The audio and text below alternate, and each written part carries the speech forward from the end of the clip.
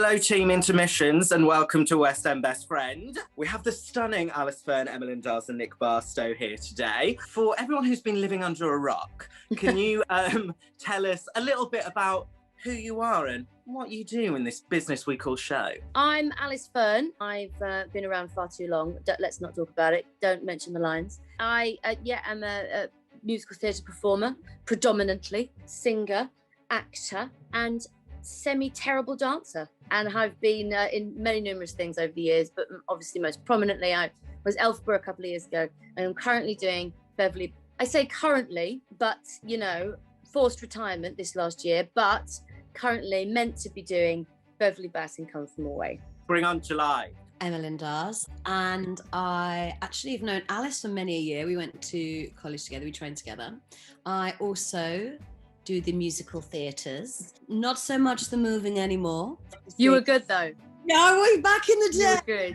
You were good. You and a tap shoe, darling. Whoa. It was really weird. It's like I was waiting when I'd left college to do something tappy, and then it never happened. And then I hit 30. My knees weren't as great as they used to be. Got a pair of tap shoes. So I was like, oh. Yeah, so a bit of tapping in things like, I did Groundhog Day, there's a bit of tapping in that. And some musicals. I do a lot of giggy stuff as well, and got an album like Al has and that kind of thing. But yeah. Hello, so I am a musical director, composer-y type person, but I also do like to sing, which Alice lets me do frequently these days, and much to my great joy. I started working with Alice years ago when I didn't have any contacts, booked her for a singing lesson in an act of desperation and pretended to lose my voice so she'd notice me.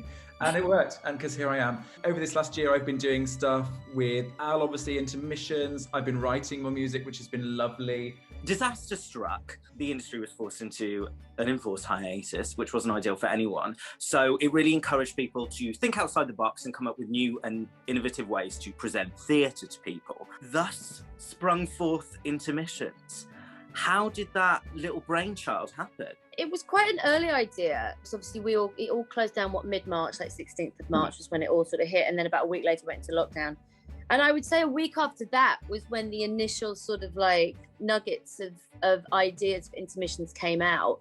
At the time, it was just some sort of concert, some sort of streamed online thing. And it was actually, it was Kirk Jameson, our director, who really had the initial idea and said, I just think you should just do a lovely, wonderful gig in your garden, because I've got a quite nice garden. And that was his thought. It developed quite quickly and it became a much bigger deal, much bigger thing than I think we ever thought about in that initial period in April. And I think what we wanted it to do, because at the time, we didn't know how long it was going to last. And I don't think we thought even when we did it in the summer that we still wouldn't be back now. And what we wanted to highlight was there were so many aspects that were affecting the industry. There was so many people out of work, which was the obvious one. An industry completely, you can't just go online. Do you know what I mean? You can't just suddenly do Come From Away streamed, it's just not possible. So they were all out of work, and people had started to find other ways to work. So they've done other businesses. I'm actually wearing a pair of earrings from a friend of mine who started an earring business. So they started doing things like that, and we were like, hold on, we need to highlight that. That's a thing. We need people to know that we can't support ourselves because our industry is absolutely nothing right now. It became a gig that was highlighting the peril that the industry was in, and the people and what they were having to do in order to survive. And obviously we had a graduate slot as well, because we felt just so terrible for all the graduates that were leaving an industry into nothing at that moment. And so it became about all those things, and it became a sort of a show that wasn't just a concert really. It was a much more important featurette about the industry and where we were at. And obviously we got our favourite people involved because we love to work with friends, and and also we know that Nick has been an MD, basically my MD. I call it my MD like I'm some sort of like Barbara Streisand, right? But Nick's been involved with that for years, and so it was instantly I said, do you want to do it? And then Emma, I've sang with Emma since I've known Emma since I was 18. I knew that she'd be up for it, brilliant, and also not stressed, because it can be quite stressful when you're suddenly doing these things for the first time in like months. And it was things like that, and I just wanted us to all have the opportunity to create and do something, because we were sitting at home, forced retirement, and it was unacceptable. None of us chose it. And really, that's why we did it. We never did it to make money. We never did it to show off. We just went, I think we need to do something. And I think this, and I think we can make it really beautiful and really important, as well as something for us to do. I mean, yeah, we didn't do it for us to show off, but we definitely did it just to kind of show off the industry in general. Yeah. Just to, like, in terms of, because it's the double-sided coin of, obviously everyone is out of work, and so they've had to find new ways to exist. But like, look at what amazing new ways they have found. Like, every episode there were different new businesses that people who worked in theatre before had started and sprung up, and that we were showcasing.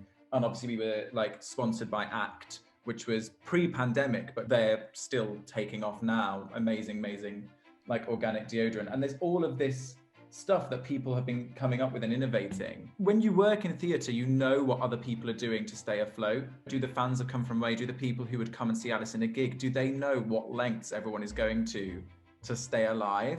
When we're not on furlough, so many people fell through the self-employed income support gaps. It's like, we just want to show off what people have done. And I think that's what this next round of live intermissions is going to be about, as well as celebrating what did happen rather than lamenting what we couldn't do. Look how we thrived. It's very hard to curb creativity if it Yeah. We all have that outlet. It's what we do, it's what we have, it's what we can give.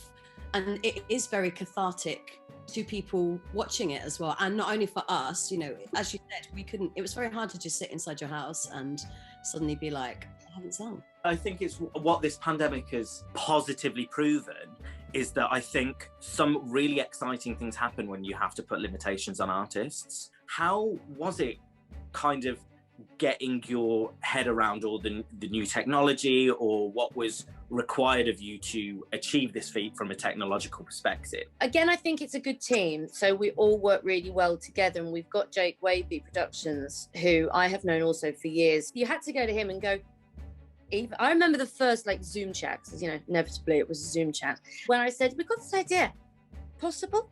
Don't know. What's your deal, Jake? You know, and he would go, yeah, we could do that. And then actually, I mean, Jake Waby probably took it too far, really, because he had so much to do on our live shows, because he was like, what we could do is we could do a social media thing and I'll pop it up on the screen when we're going live. And I was like, you sure you're okay with that? Because that's a bit more work for you. I can't do any of that, darling. You know, so props to him, because he went, yeah, we can take this really far. And actually and I will blow our trumpet, but mainly Jake's on that, is that I think we were the first thing that really almost showed off how well that streaming thing can be done, and sort of went, hold on, you could do all of this, and it's really amazing. And if you're not getting theatre, at least you're getting something that's really high quality. That was kind of one of the first things, and we were really proud of that, because, you know, it was our idea and Jake's brilliance. But there was things like the piano that I haven't, you know, thank God I've got a digital piano, and a very good digital piano. I mean, it's so heavy. It was like down to, you know, the husband to get it out into the garden. And it was like, we could plug that in and we could have some element of track and Nick play live with an in-ear, making sure he was playing along. That people won't even notice that we did that. But like, Nick had done a whole track at home. If we wanted bigger orchestration, he would then get a click track, they would load that in, and Nick would hear the click track and play along to the track, and he would be able to play live as well at the same time. You know, we did so much of stuff like that. It was terrifying, if I'm honest. Like, I have never been so terrified, because I'd had some time off, and because it was quite a bigger thing that we all realised that it was at first. But you know what? One of the most rewarding things I've ever done. And we had the most amazing, you know, Fridays were like, because we'd had been all inside for so long, Fridays were suddenly just like, oh my God, it's Friday.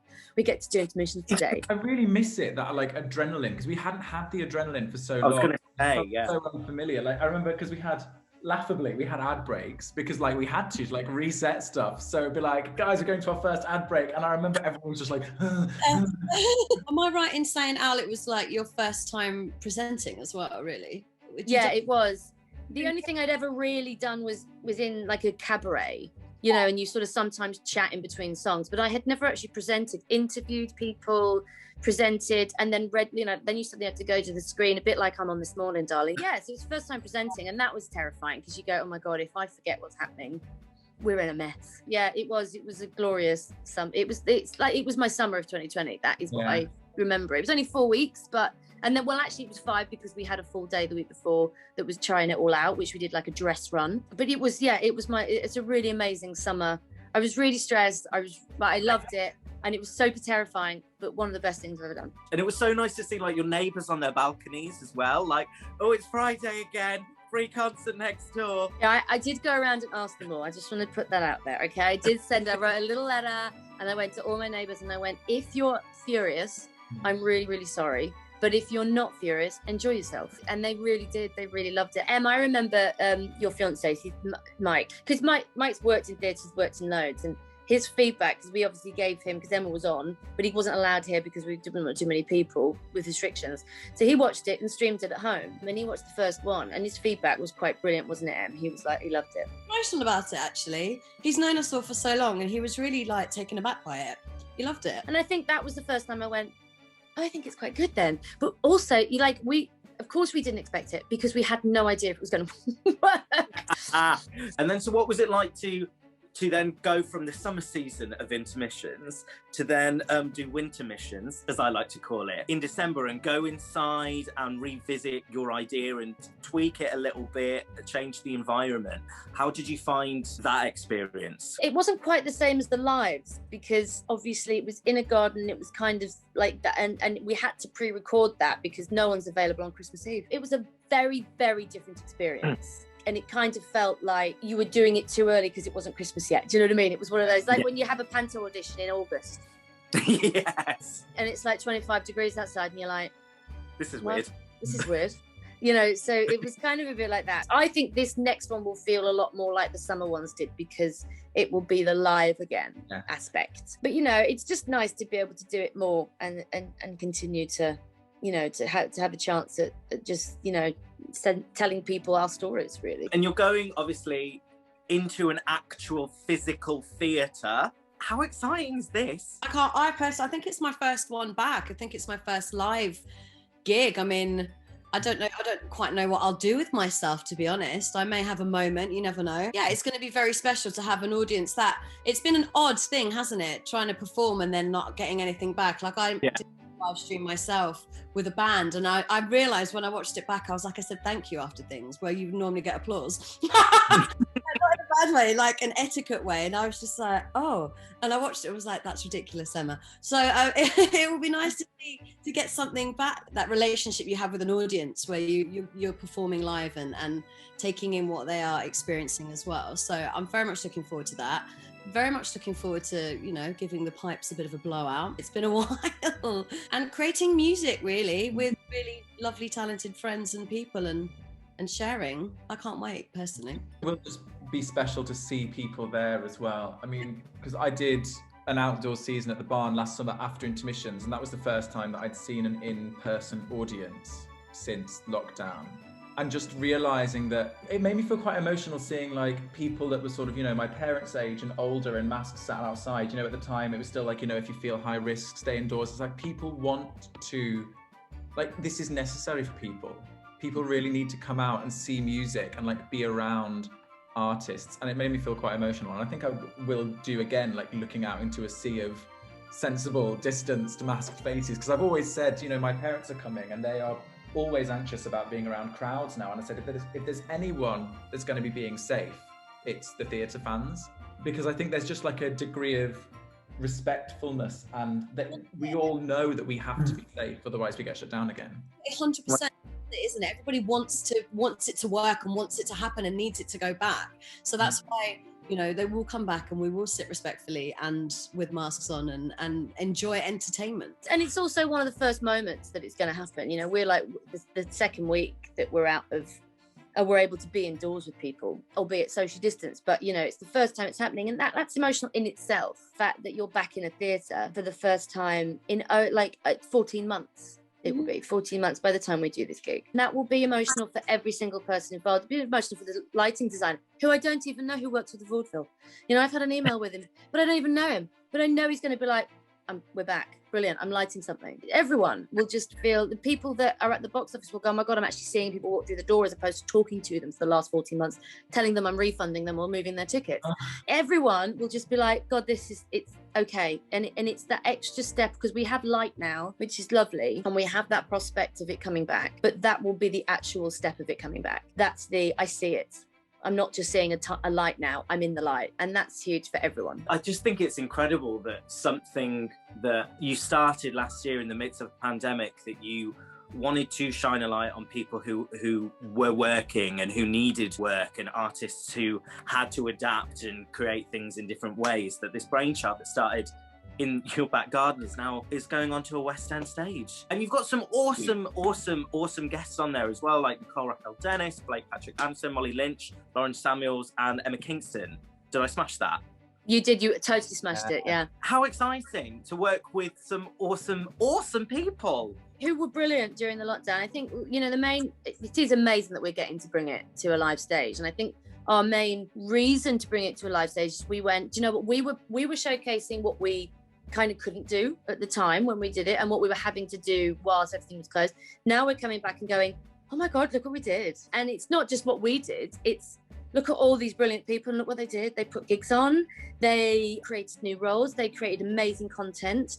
So, you know, it's about celebrating that and going, yeah, okay, it wasn't what we wanted. It wasn't the year we thought it was going to be. It was really hard work. It was few and far between in terms of being able to be creative, but it still happened. Like, that's how much we're desperate to make sure that we can still create. And everyone involved in the gig. And we've got more guests to be announced as well. It was about anything. We made sure that the Intermissions live at the Vaudeville is about every aspect that people what they created, what they managed to do, and celebrate that. Because although it's amazing that theatre's reopening, and it's amazing, we shouldn't forget what we actually went through, and we shouldn't forget what we managed to achieve. Yeah. Because, you know, in the darkest of times, we managed to entertain people in the living rooms. Massively. It wasn't anybody else. It wasn't a massive producer. It was you guys collectively together created this piece. I can't wait to go to a theatre, you know? As I just can't, I'm emotional thinking about it, but it's going to be so nice to come and see the show and see amazing peers and friends who have worked tirelessly to show that we are so overwhelmingly viable. Very much so. Yes. Thanks, team. I adore you all. Thank you for taking the time to join us, and we'll see you super soon. Thank you so much, darling. Bye. Bye.